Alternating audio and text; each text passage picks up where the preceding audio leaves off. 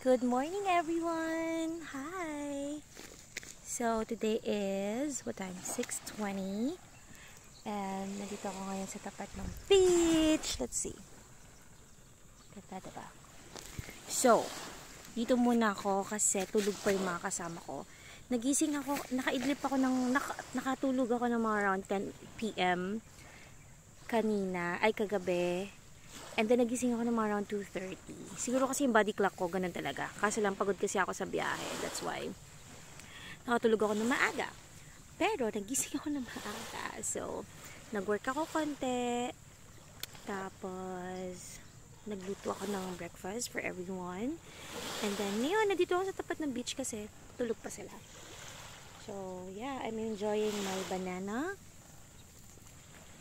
And, ito.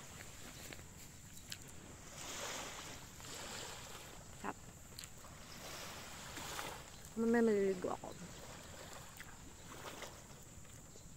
Tap, no?